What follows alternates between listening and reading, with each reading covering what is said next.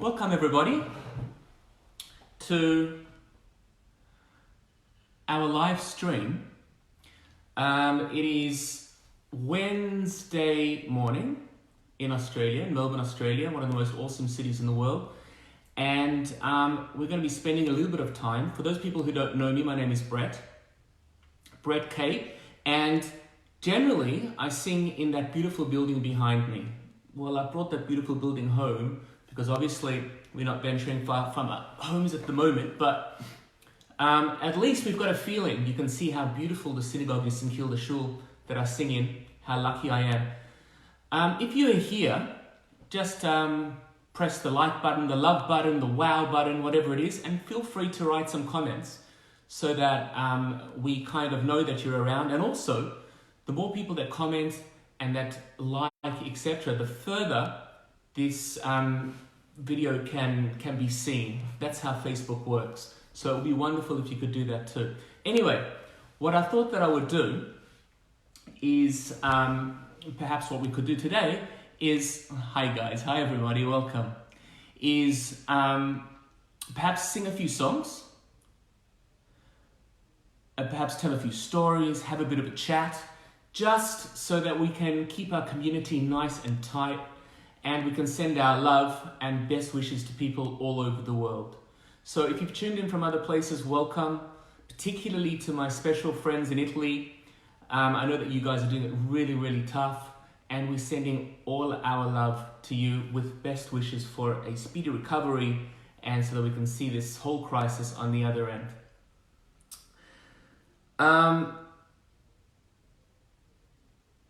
So we're going to be studying a bit of Torah today, and we're going to be singing today. And before we study Torah, we always say a bracha. We say, "Blessed are you, God, King of the universe, who has commanded us and has sanctified us to busy ourselves with the study of Torah. Baruch atah Adonai Eloheinu melech haolam, asher kiddushanu b'mitzvotav v'tzivanu la'asok b'divrei Torah." Traditionally, on a Saturday morning, when we take the Torah back to the ark, we sing a beautiful song.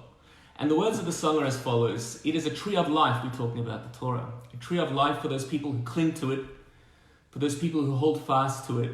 Its ways are ways of beauty, pleasantness, and it makes us complete. Renew our days as in days of old. So why don't we start off singing?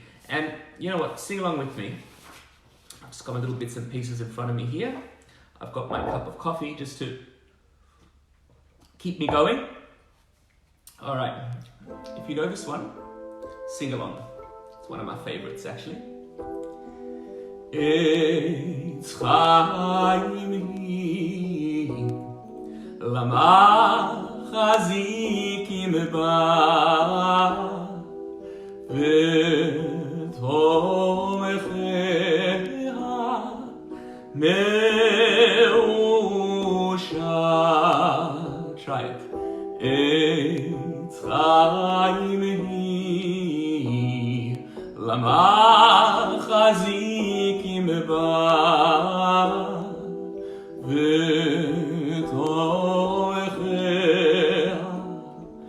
meusha terachea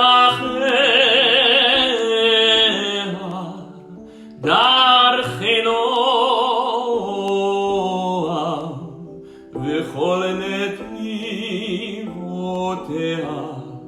shalom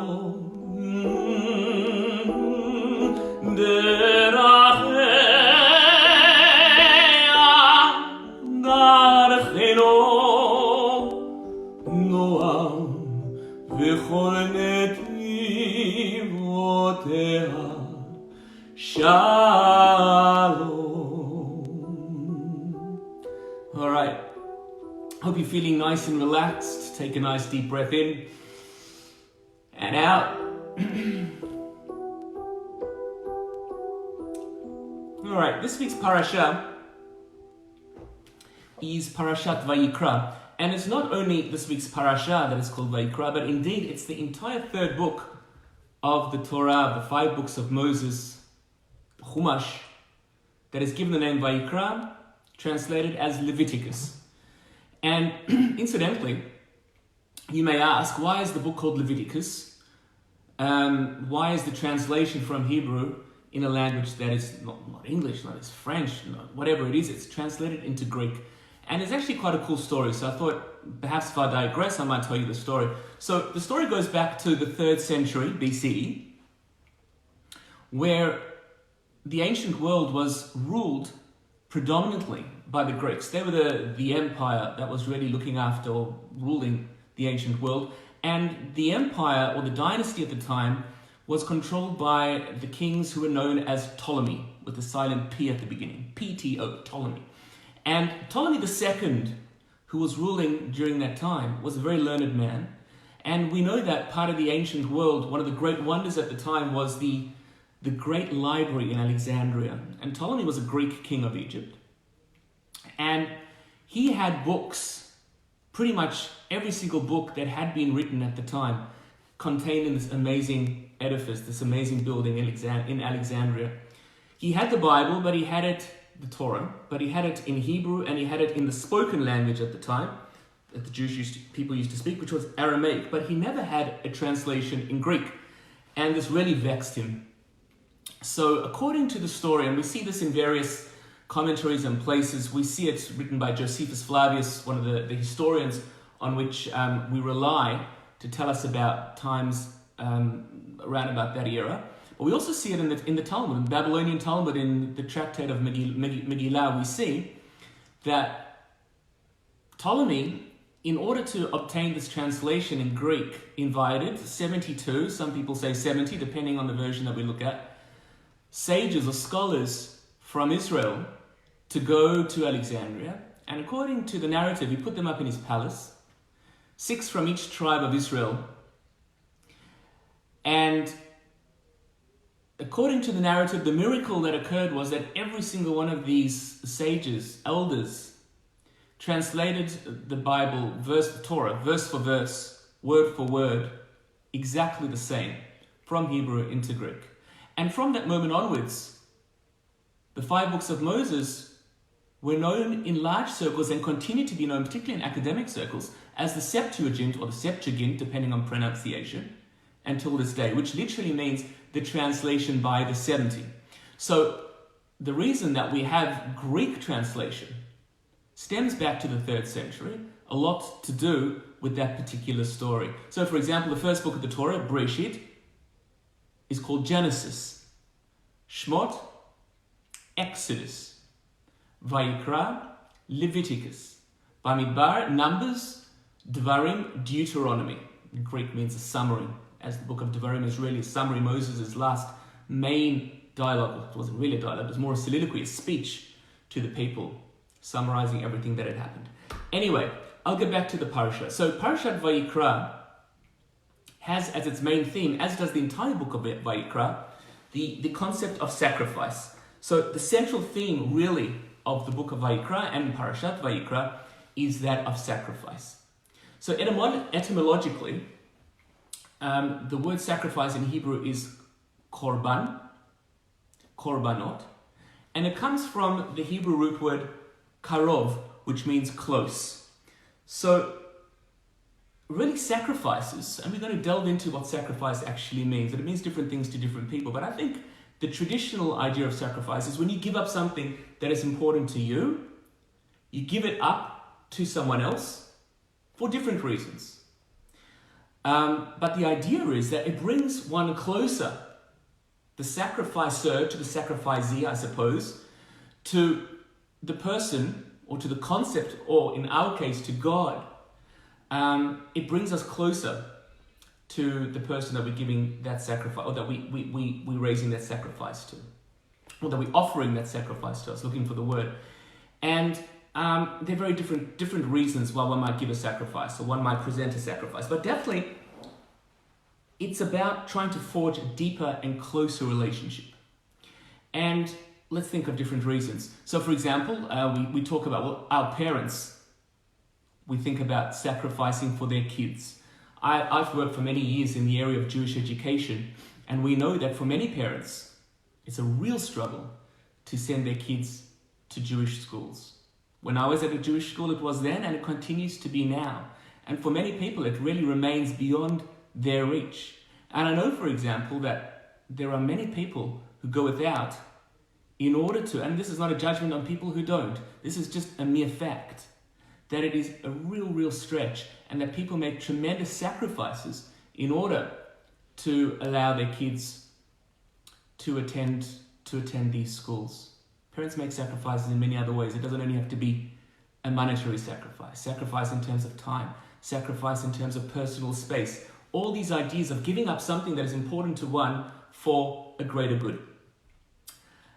I suppose another reason to sacrifice really is to, why did God say he wants us to come? God doesn't need our sacrifices. God doesn't need us to offer animals up as sacrifice or fruits up as sacrifice. So what did God, after the Mishkan was created or was built in last week's parasha, why is one of the first things that he does is to tell us to bring animals in order to be sacrificed to him? He doesn't need that. God does not need food. The reason is because I suppose what it does when we give something up that is important to us, it also develops a sense of appreciation within us for things that we have. It allows us to perhaps be a little bit more mindful about the things that we have, and it allows us to perhaps appreciate the possessions that we do have by giving something up, perhaps that is important to us too. It promotes mindfulness, and it promotes gratitude. When we give things up that are important to us. Why don't we sing a song? Wasn't planning it now, but why not? I feel like a song. I sang this last Friday. It's one of my favorites, actually. And it's a song about gratitude. If we're talking about gratitude, sacrifice, this song, Tov lehodot l'Hashem, is a song that talks about the fact that it's important. Tov, it's good. Lehodot, to give thanks. In this case, to God, but in fact, to everybody that is meaningful to us, and everybody that contributes to our lives, and everybody, I suppose, who puts themselves out so that we can have a better time in the way in which we live our life. So this song is all about gratitude. Tov lehodot, it is good to give thanks. If you know it, sing along. Tov lehodot l'Hashem, Tov lehodot l'Hashem, ולזמר לשמך עליון. טוב טוב להודות להשם, טוב להודות להשם. It's good to give thanks. טוב להודות להשם, ולזמר לשמך עליון. טוב טוב להודות להשם, להגיד בבוקר חסדך, להגיד בבוקר חסדך, ואמונתך בלילות, ואמונתך בלילות. טוב טוב להודות להשם. Days and nights, important to show the gratitude. להגיד בבוקר חסדך, חסדך, להגיד בבוקר חסדך, ואמונתך בלילות, ואמונתך בלילות. טוב להודות להשם, טוב להודות להשם. Hi Raps. What about this one? Also a song about gratitude. Bit more upbeat. תודה על כל מה שבראת, תודה על מה שלי נתת, על אור עיניים מתחבר או שניים על מה שיש לי בעולם, על שיר קולח ולב סולח שבזכותם אני קיים. Let's do it again. תודה על כל מה שבראת, תודה על מה שלי נתת, על צחוק של ילד ושמיעת חלב על אדמה וביתך פינה לשבת, אישה אוהבת שבזכותם אני קיים.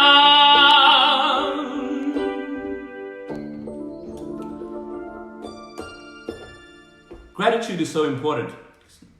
L'chaim.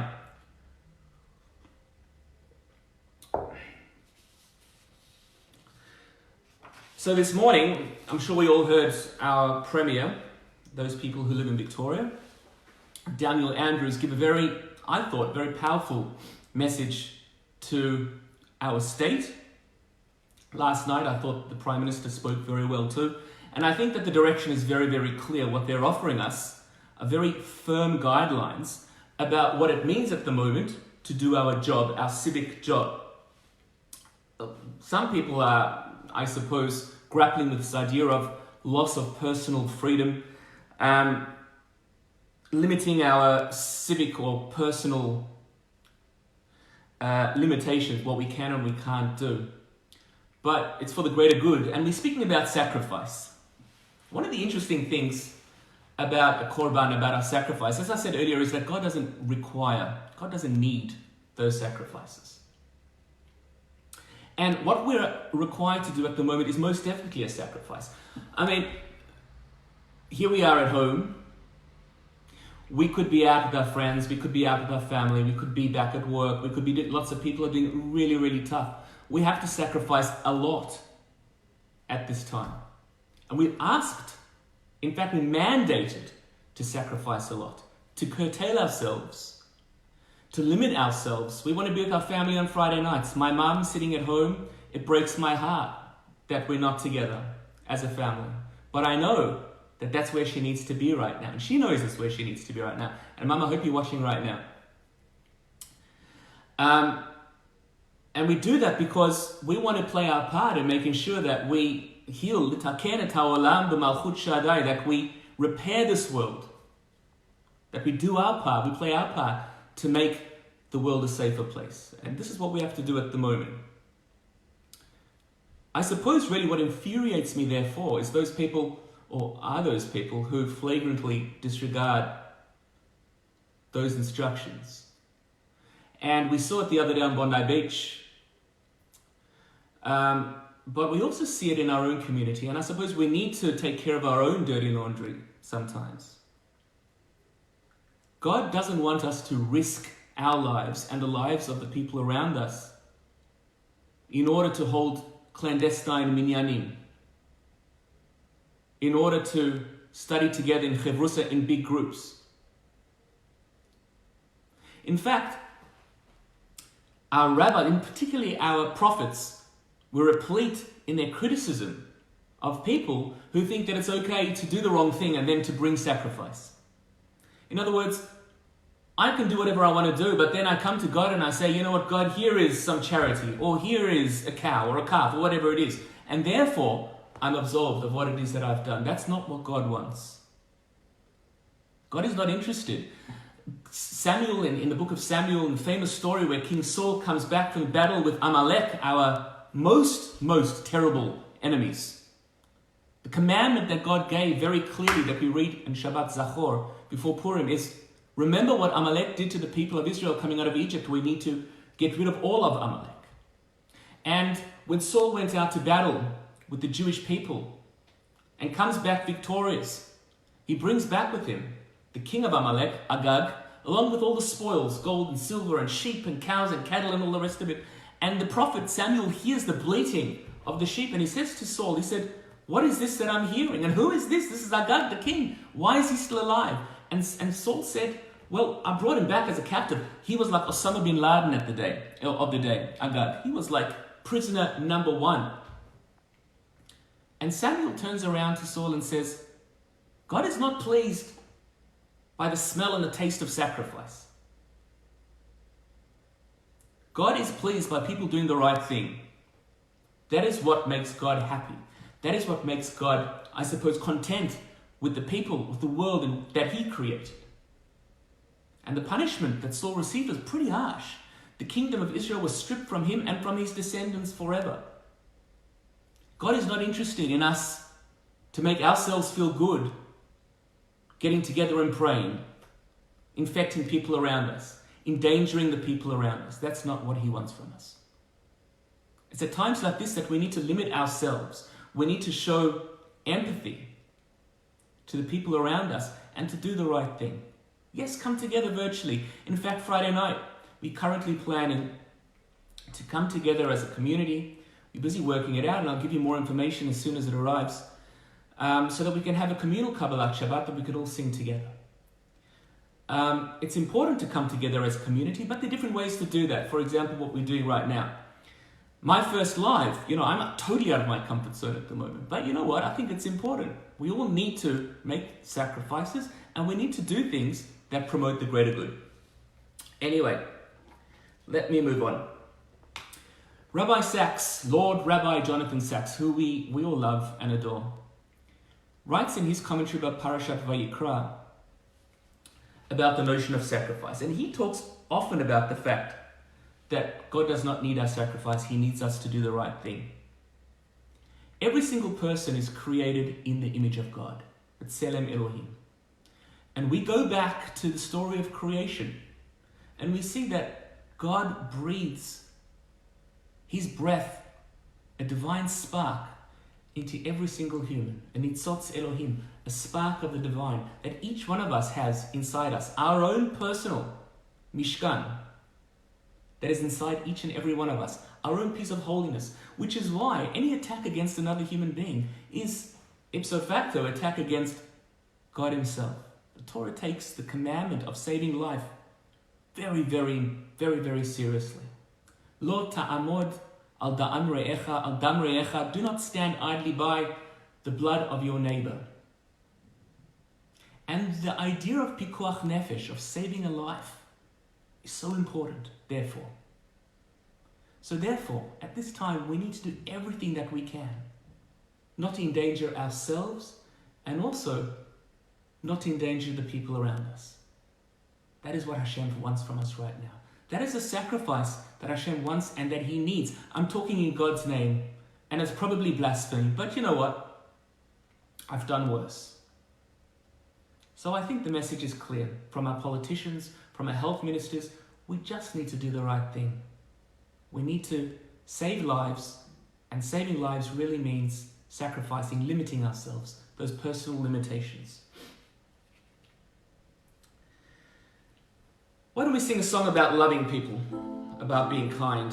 I'll tell you why. Because in the midst of all of these sacrificial ideas and offerings in the book of Vayikra, God sticks in, I think, one of the most amazingly poignant phrases.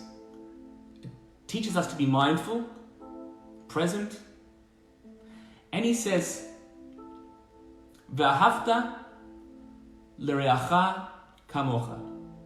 And you shall love your fellow just like you love yourself. In other words, we've got to think very carefully about what it is that we have expectations of from other people, what we'd like them to do to us, or how we would like them to treat us. Because life works in roundabouts. I believe in karma. Kabbalah talks about karma. What we put out is what we get a lot of the time. Good vibes, smiles, we'll get it back. We put out good, we'll get it back. It might not be obvious at the time. V'ahavta l'reacha kamocha. Love your neighbor like you love yourself. Love the people around us like we love ourselves. Love those people who love us. And love those people who maybe don't even know us. But teach them what it means to love, to respect, to be kind, to be compassionate. Let's sing together. I sing this with my students all the time. From prep, from kinder in fact, all the way up. Let's just warm up to start off.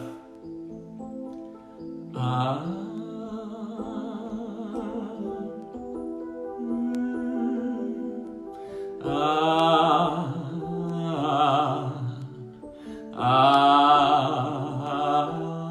can sing with me.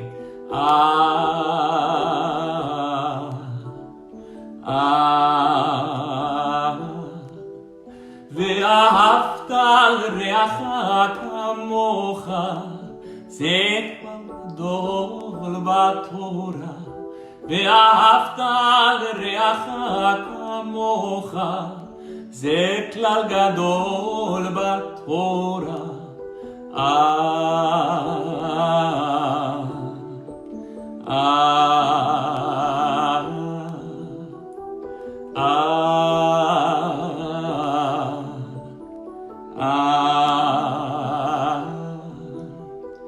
Don't walk in front of me, I may not follow. Don't walk behind me, I may not lead. Just walk beside me and be my friend, and together we will walk in the ways of Hashem. ואהבת לרעך כמוך, זה כלל גדול בתורה. ואהבת לרעך כמוך, זה כלל גדול בתורה.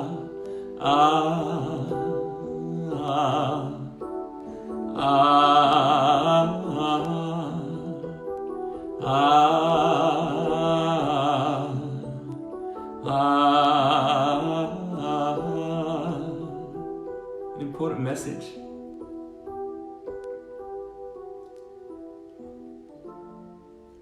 I like to think about silver linings. I'm sure we all do. It's pretty tough at the moment to find a silver lining, I think. I mean, our world is really in crisis. But hey, our world has been in crisis many times, and we've come out the other end. So at the moment, I'm going through, I think, one of the most annoying tasks known to humankind, and that is moving house. Can you believe it? In all of this craziness, I bought a beautiful new place. I'm really lucky. But what that means is that I need to move from where I am, and I need to move to where I'm going at this time. So those people who have moved house, and it's probably most of us, know that it is a really, really, not only physically strenuous, but also emotionally, it's draining. It's really hard.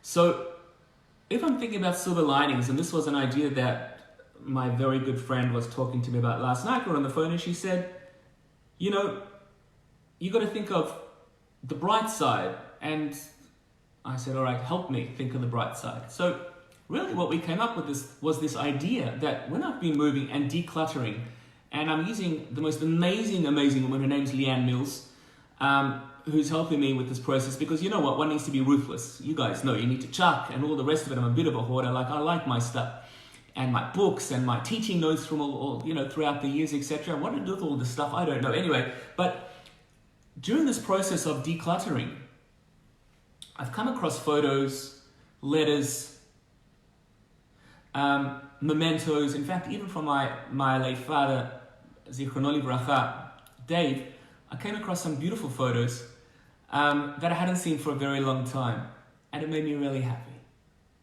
So perhaps we use this time as an opportunity to declutter and also to reconnect with those things that are important to us, but perhaps in the great tumult of life, we don't really have the opportunity or the time necessary to devote our energies to.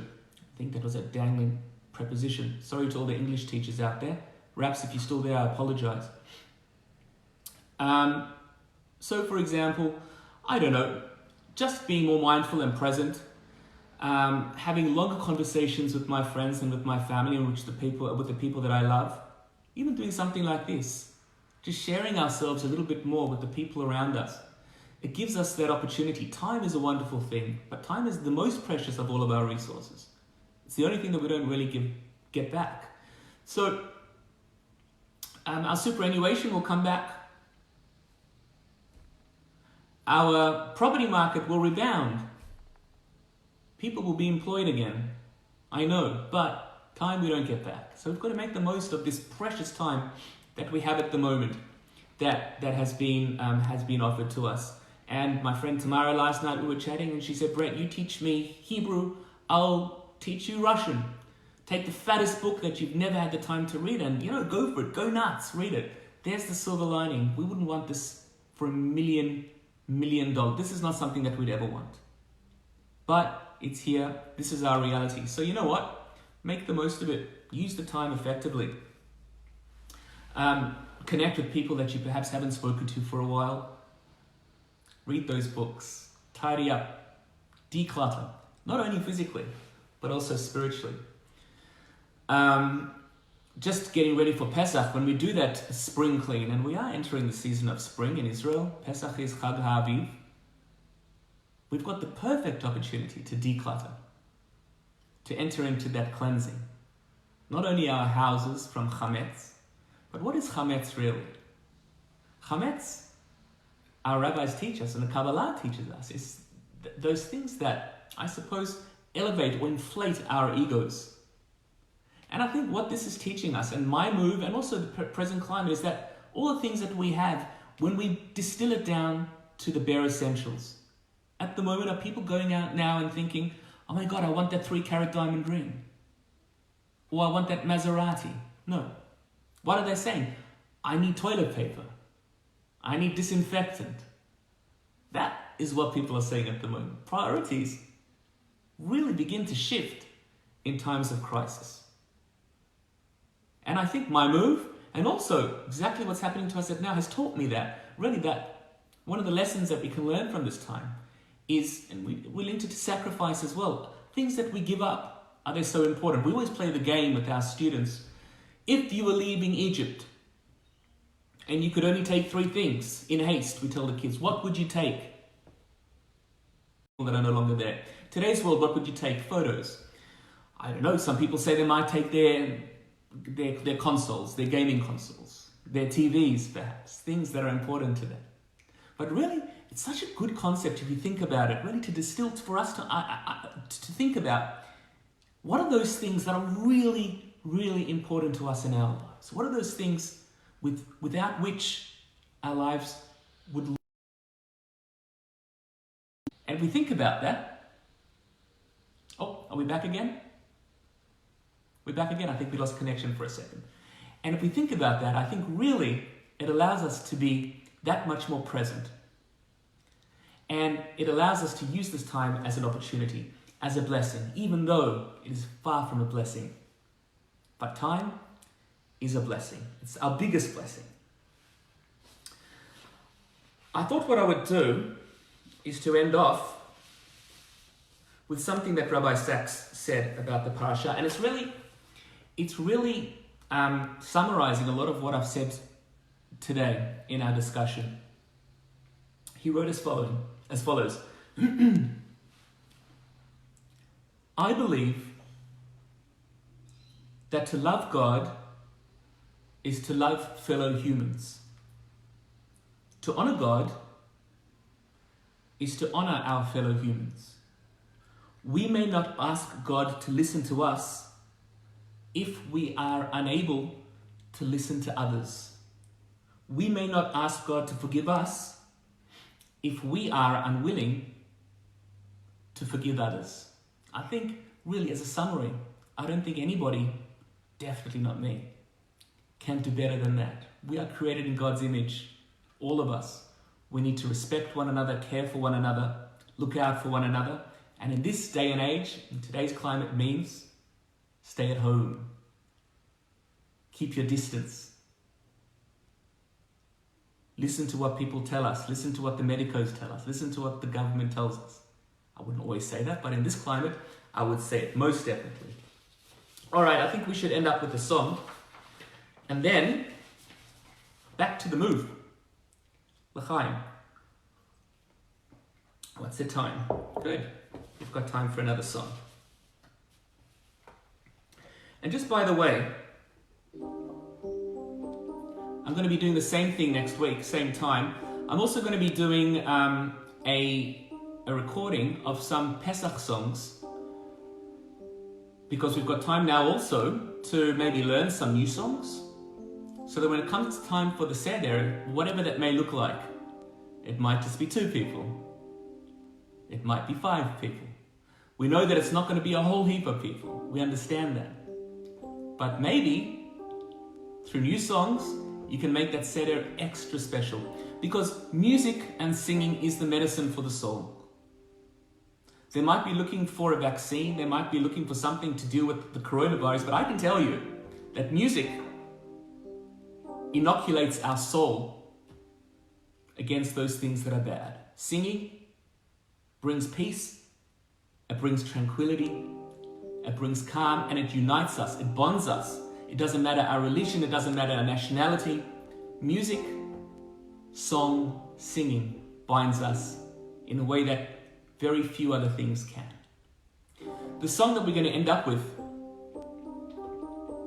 is a song called Achenu Kol Beit Yisrael. We are all brothers. We are all connected because we are all the children of God. And we ask that we receive blessings in abundance of good health, and that we find what is necessary at the moment to move us forward. And for all those people who aren't well, we offer you a refuah shlema. We ask God to shine His blessings upon us, to find a cure, to make you feel better. For all those people who are doing it tough, not only physically, but also emotionally. And there are so many people out there that are traumatized, that are lonely, that are scared. And our blessing for a speedy recovery applies equally to you all. I look forward to chatting to you again soon. But let's sing together. Achenu Kol Beit Yisrael. Achenu Kol Beit Yisrael. Achenu Kol Beit Yisrael Hanetunim Matzara Vashivya Haomnim Ben Bayam Uven Bayam Asham Achenu Kol Beit Yisrael Achenu Kol Beit Yisrael Hanetunim Batzara Uvashivya Haonim Ben Bayam Uven Bayam Asham Hamakom Yirachem Aleihem Yotziem Mitzara Lirevacha Umeafel Aleora Umeshibur Ligeula Ashta Bagala Ubizman Echari Vamakom Yirachem Aleihem Yotziem Mitzara Lirevacha Umeafel Aleora Umishibur Ligeula Ashta Bagala Ubizman Echari Ashta Bagala Ubizman Kari.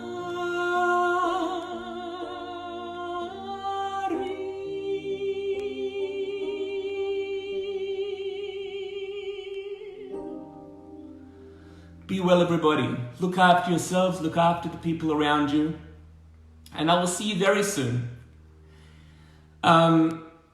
Friday, we'll have our service, as I said earlier on. I'll give you more details, and we'll meet the same time, same place next week on Facebook Live so that we can talk about next week's parasha and sing some more songs. God bless.